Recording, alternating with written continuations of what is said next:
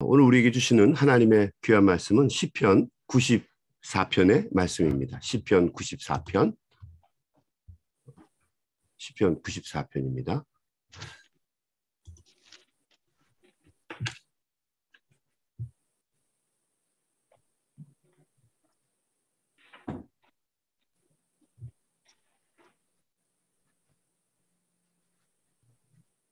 시편 94편.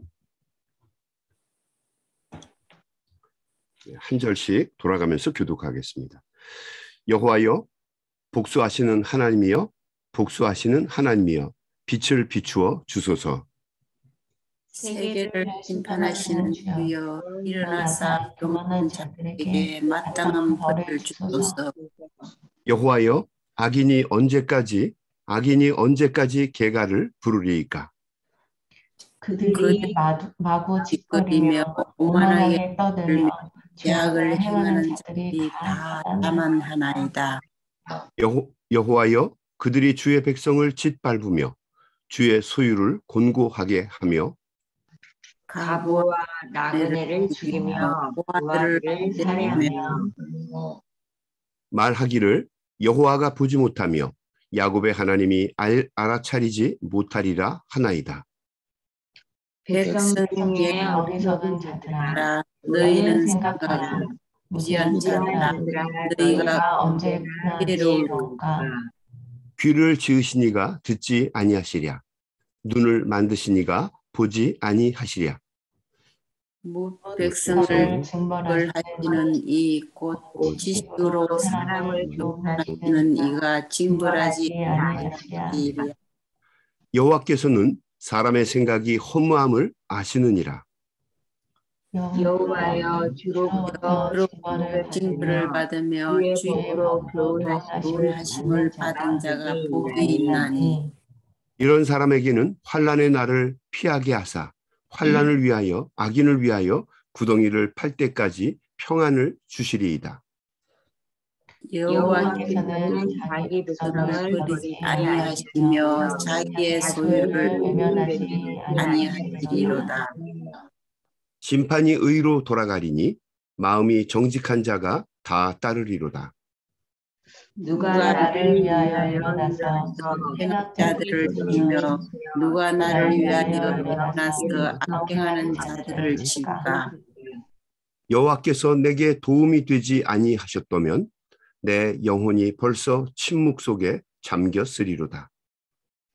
여호와여, 나의 발이 미끄러진다고 말할 때 주의 인자심이 나를 붙드셨으며 내 속에 근심이 많을 때에 주의 위안이 내 영혼을 즐겁게 하시나이다. 율례를 빈자하고 재난을 꾸미는 악한 재판장이 어찌 주와 어울리리까? 그들이 모여 의인의 영혼을 치려하며 무죄한 자를 정죄하여 피를 흘리려 하나. 여호와는 나의 죄이시오, 나의 하나님은 내가 피할 반석이시라. 우리 다 같이 읽습니다. 그들의 죄악을 그들에게로 되돌리시며 그들의 악으로 말미암아 그들을 끊으시리니 여호와 우리 하나님이 그들을 끊으시리로다. 아멘. 아멘. 아멘. 시편 94편의 기자는 우리들에게 하나님을 복수하시는 하나님이라고 소개하고 있습니다. 우리 1절 말씀 한번 보겠습니다. 여호와여, 복수하시는 하나님이여, 복수하시는 하나님이여, 빛을 비추어 주소서. 이전에 나왔던 많은 표현들과는 달리 색다른 표현을 하고 있는 것을 볼 수가 있습니다. 하나님이 복수를 하신다. 우리 영어 성경에 보게 되면 The God who avenges 이렇게 되어 있습니다. The God who avenges. 말 그대로 복수하시는 하나님이라는 뜻입니다. 그렇지만 실제로 하나님은 복수라는 표현보다도요, 벌도 주시고 심판도 하시고 보응하시는 하나님이지만 또한 하나님은 칭찬도 하시고 축복도 하시는 하나님입니다. 양면이 다 있어요.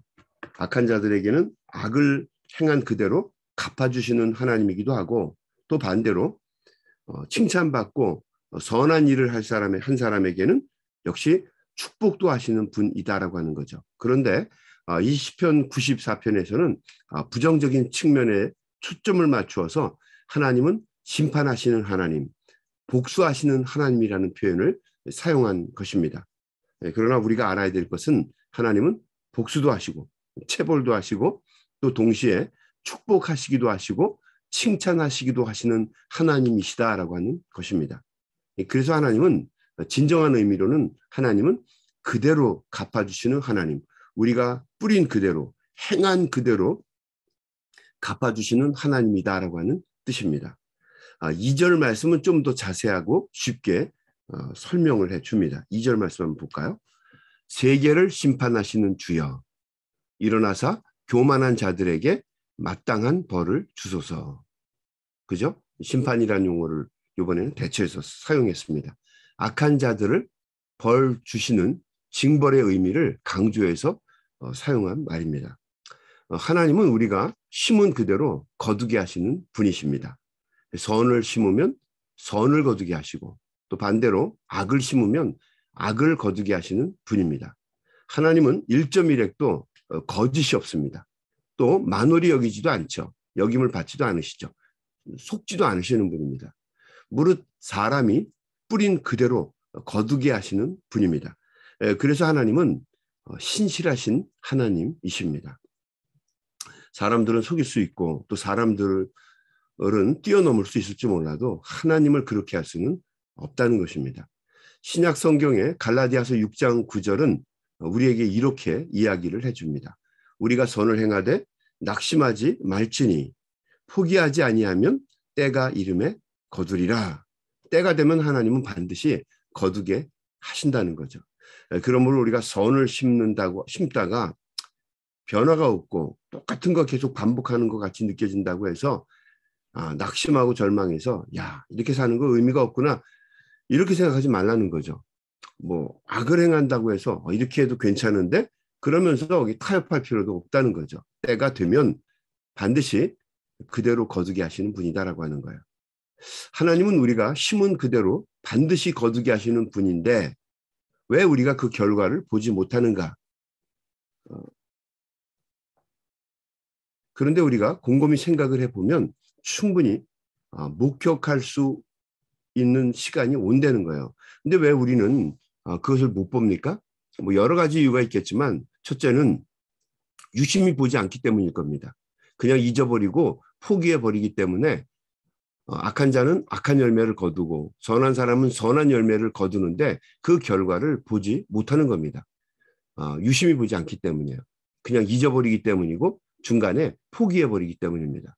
둘째는 분별력이 없어서 시간이 지나면 악한 사람이 벌을 받게 되는데 그 보응받을 때 하나님이 그대로 갚으시는 하나님인데 분별력이 없어서 하나님이 하시는 일인데도 불구하고 놓쳐버리기 때문입니다. 그러나 우리가 분명히 알아야죠. 하나님은 우리가 뿌린 그대로 거두게 하시는 하나님이십니다.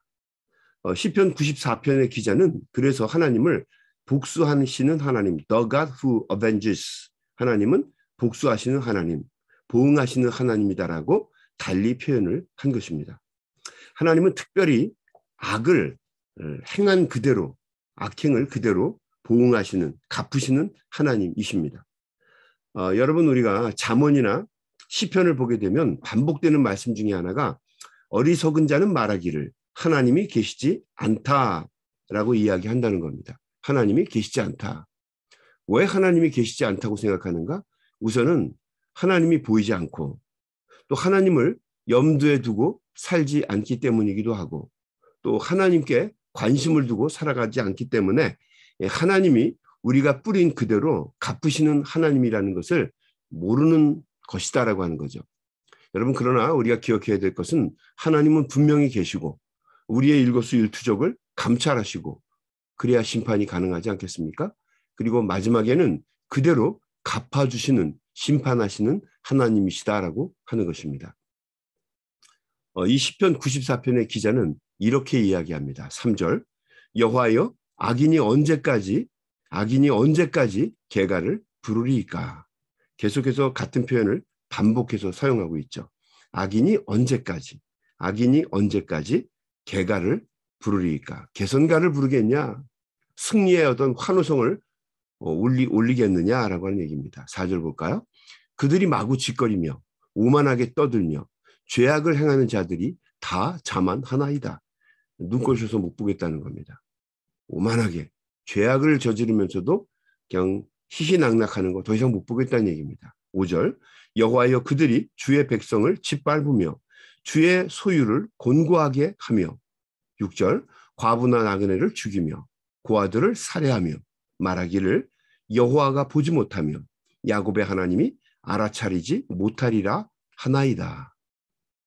세상 사람들은 하나님이 보이지도 않고 또 듣지도 못한다고 생각한다는 겁니다. 보지도 못하고 보이시지도 않는 하나님이 보지도 못하고 듣지도 못한다고 생각을 한다는 거예요.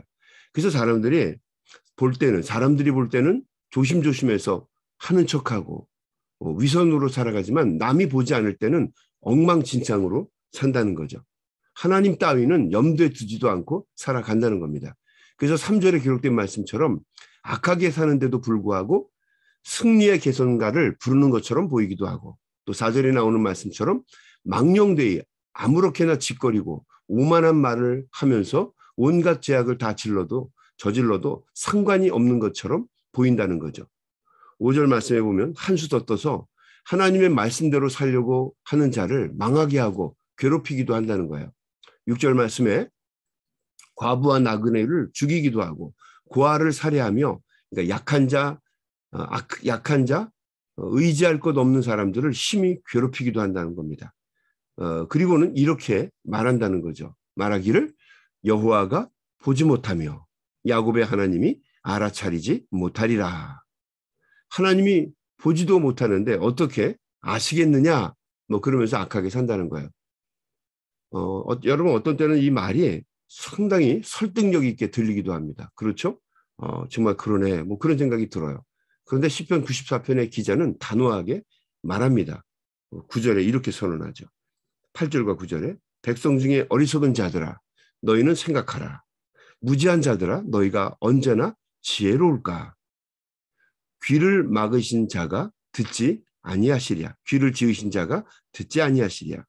눈을 만드신 자가 보지 아니하시겠느냐. 한번 지혜롭게 생각해 보라는 겁니다. 우리에게 눈을 주신 분이 과연 보시지 않겠느냐. 우리에게 귀를 주신 그분이 과연 듣지 못하겠느냐. 하나님이 다 보시고 다 들으시고 다 기억하신다라고 하는 이야기예요.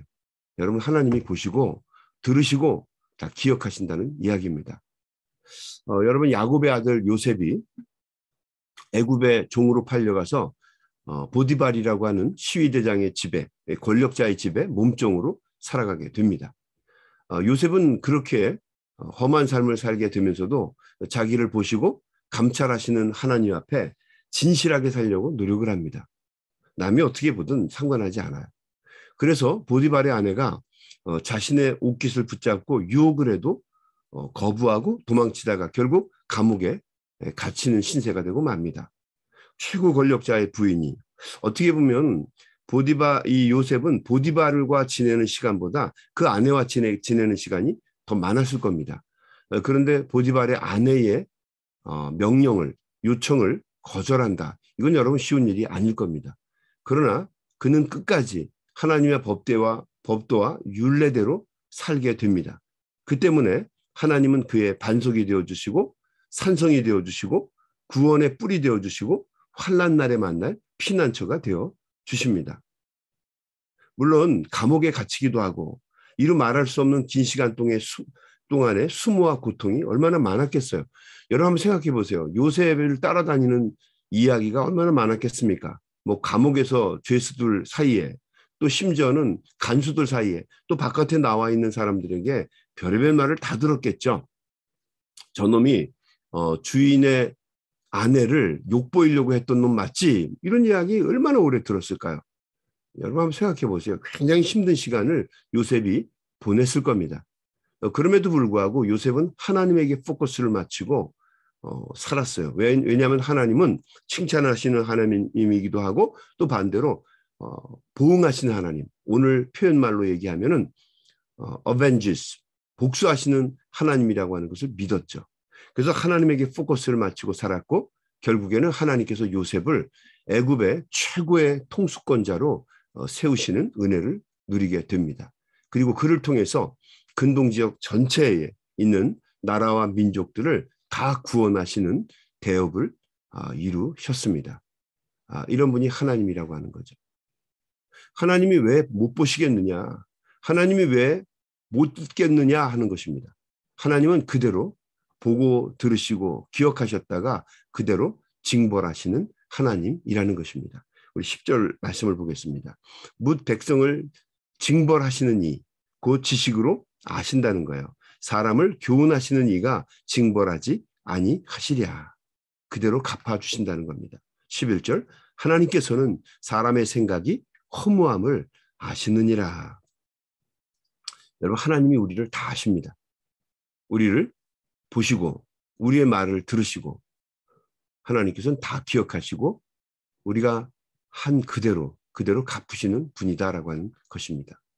또 반대로 하나님은 하나님의 말씀과 교훈대로 사는 사람들은 하나님이 그대로 지키시고 인도하시고 보호해 주시는 하나님이시기도 합니다.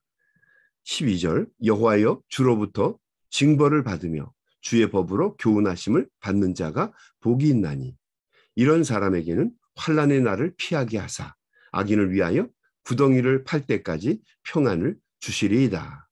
요셉의 이야기가 맞죠? 그리고 아까 이야기한 복수하시는 하나님의 반대적인 개념이기도 합니다. 주의 법대로 사는 사람, 또 주의 교훈을 받는 사람들은 환난 날에 하나님께서 평안하게 지켜주시고 보호해 주신다는 이야기입니다. 14절, 여호와께서는 자기 백성을 버리지 아니하시며 자기의 소유를 외면하지 아니하시리로다. 그래서 이 시편 94편의 기자는 마지막으로 이렇게 말을 끝맺습니다. 우리 21절 볼까요? 그들이 악한 자들입니다. 모여서 의인의 영혼을 치려하며 무죄한 자를 정죄하며 피를 흘리려 하나 여호와는 나의 요새이시요 나의 하나님은 내가 피할 반석이시라. 그들의 죄악을 그들에게로 되돌리시며 그들의 악으로 말미암아 그들을 끊으시리니 여호와 우리 하나님이 그들을 끊으시리로다. 하나님이 하나님의 말씀과 뜻대로 살려고 하는 사람들은 구원해 주시고, 그죠? 악을 행하는 자들은 그대로 그들의 악행대로 갚아 주신다는 말씀입니다.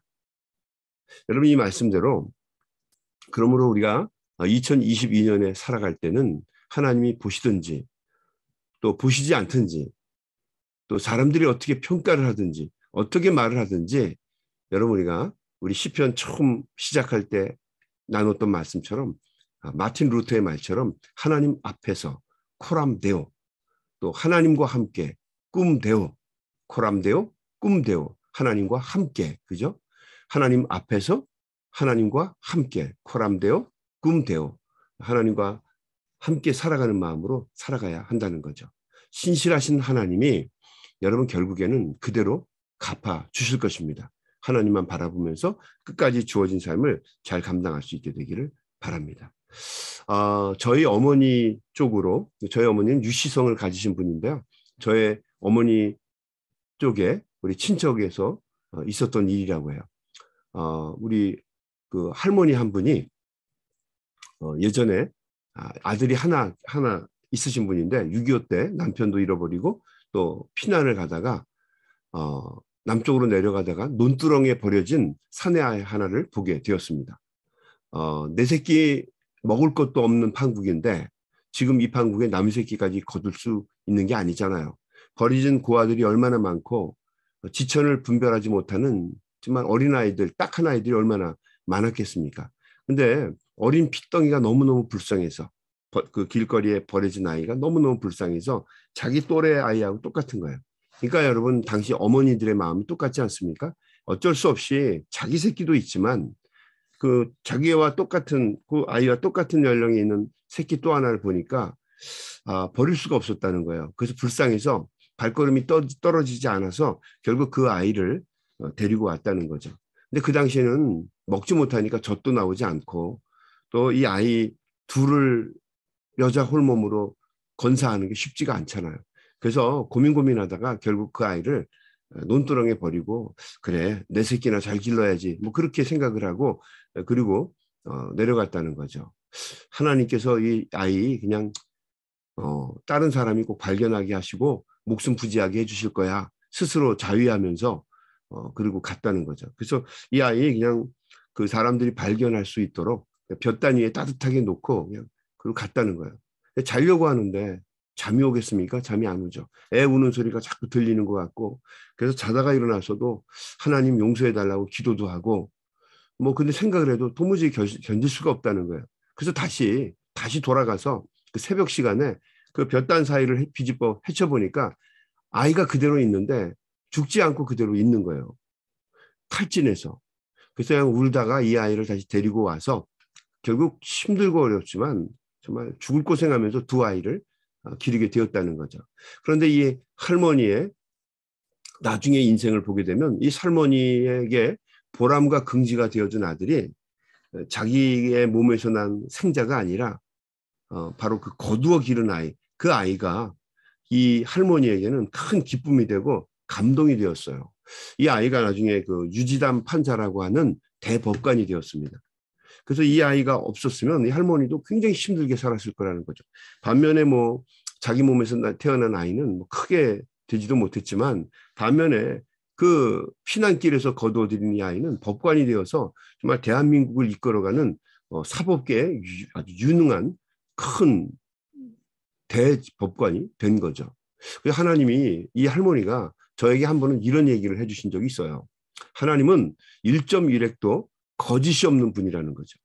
그러니까 뭐 어떻게 살든지 간에 목사돼서 살아갈 때 사람들 보지 말고 현재에 있는 것만 보지 말고 열심히 기도하면서 하나님만 보고 살아라. 그렇게 이야기하신 기억이 납니다. 물론 지금은 돌아가셨지만 그 말씀이 늘 기억이 나요. 여러분 우리가 살다 보면 얼마나 화나고 억울한 일이 많겠습니까?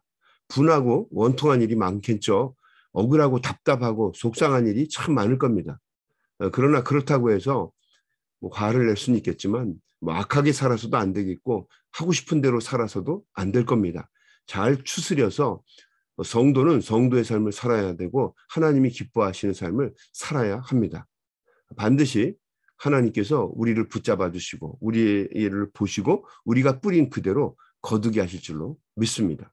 우리가 악과 타협하지 않고 악을 도모하지 않고 하나님 바라보면서 하나님 앞에서 코람되어 또 하나님과 함께 꿈되어 하나님이 우리를 보시고 그대로 갚아주실 것이라는 마음을 가지고 이 시편 94편의 기자가 말한 대로 반드시 하나님의 사랑과 은혜가 우리를 붙잡아 주시고 또 악하게 사는 사람들이 보응을 받는 날이 반드시 있을 것입니다. 우리의 일거수일투족을 보시고 감찰하시는 그분, 우리에게 새심과 능력을 주시는 그 하나님 여러분 바라보면서 2022년도도 힘있게 살아가시고 또 오늘 하루도 하나님의 말씀과 뜻 가운데 승리하시는 복된 삶을 살아가는 우리 소명의 가족들이 다 되시기를 주님의 이름으로 간절히 축원합니다. 아멘. 우리 한번 같이 기도하겠습니다. 하나님은 시편 94편의 기자의 말씀대로 보응하시는 하나님이시고 또 우리가 힘들고 어려워도 선하게 하나님 말씀과 뜻대로 살면 지키시고 보호하시는 하나님이심을 저희들이 믿습니다. 2022년도 살아갈 때 하나님 기뻐하시는 쪽에 서게 하시고 죄짓지 않게 하시고 우리의 모든 삶을 신원하시고 붙잡으시고 결국에는 드러나게 하시고 심판하시는 그 하나님을 바라보며 우리에게 주어진 삶을 잘 감당할 수 있도록 하나님 우리를 도와주시고 인도해 주시옵소서. 오늘도 하루를 살아갈 때에 하나님 우리 귀한 종들 붙잡아 주시고 하나님이 기뻐하시는 복된 삶을 살아낼 수 있도록 우리 소명 가족들을 붙잡아 주시고 인도해 주시옵소서. 예수님의 이름으로 간절히 기도하옵나이다. 아멘. 아멘. 여러분 우리 계속해서 소리내서 통성으로 기도하시다가 자유롭게 세상으로 나아가겠습니다. 우리 기도하겠습니다. 소리내서 기도합니다.